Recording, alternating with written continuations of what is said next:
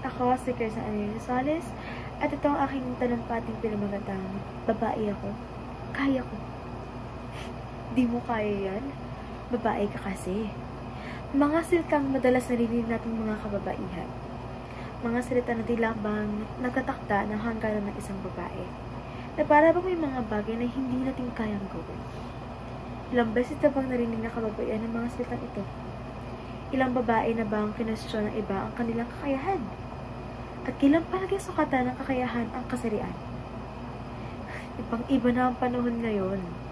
Noon, ang mga babae ay mahinhin at tahimik. Parang si Maria Clara, ang kuwarang Pilipino ng nakaraan. Ngunit tapos na ang pagiging Maria Clara. Tapos na ang pagiging mahina ng mga babae. Ngayon, ang kababaihan ay matapang. Hindi na natatakot magsalita at ipaglaban ang kanilang karapatan.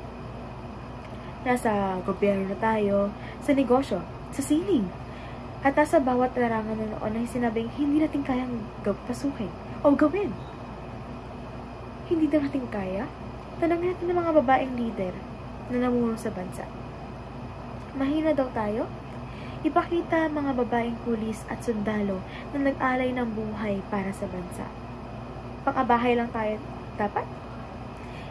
Ilabas ang mga ina na nagtatrabaho at nagpapalaki ng mga susunod na henerasyon ng matatalino at tatapang na Pilipino.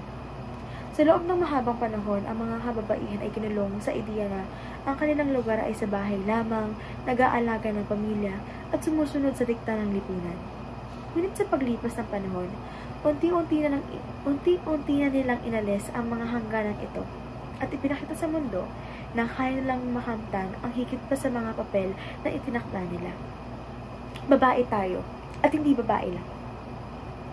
Oo, babae tayo.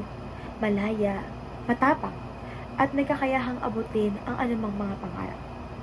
Ang pagiging babae ay kailanman hindi naging hadlang. Ito ay isang lakas. Hindi natin kailangan magtakda ng limitasyon sa ating mga sarili dahil sa ating kasarian. Minsan, ang mga salitang hindi mo kaya ay nagsisilbing hamon na nagpapalakas sa atin at nagtutulak sa atin na magtagumpay.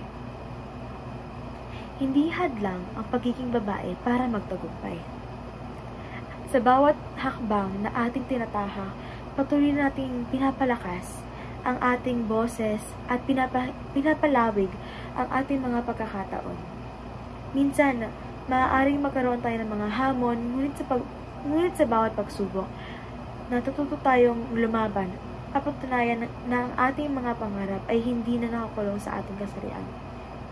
Tulad ng mga kababaihan sa kasaysayan na nagbukas ng mga pintuan ng oportunidad, patuloy tayong maging inspirasyon para sa mga susunod na henerasyon.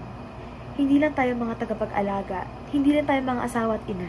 Tayo ay mga leader, mga guro, mga negosyante, at higit sa lahat, mga tagapagbago ng mundo. Babae tayo, at patuloy nating pinapalakas ang ating mga boses sa bawat aspeto ng buhay. Hindi lang tayo naririyan upang sumunod, kundi naroon tayo upang magsimula ng mga pagbabago, upang magsalita at ipaglaban ng ating karapatan.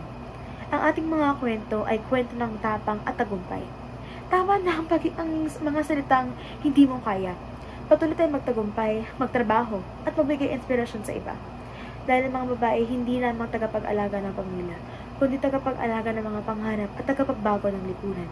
Kaya natin Walang hangganan sa ating mga pangarap at walang susi sa tagumpay, kundi ang ating lakas. Tayo ay hindi lamang babae. Tayo ay mga hindi natitinag na leader. Tayo ay tagapagsulong ng pagbabago at simbolo ng lakas at pag-asa ng buong mundo. Babae tayo. At sa bawat pagkakataon, ipinakita natin na kaya natin at ang bawat babae sa kanilang sariling paraan ay may kakayahang baguhin ang mundo. Sa lahat ng babaeng katulad ko, sabay-sabay nating sabihin, babae ako. Kaya ko.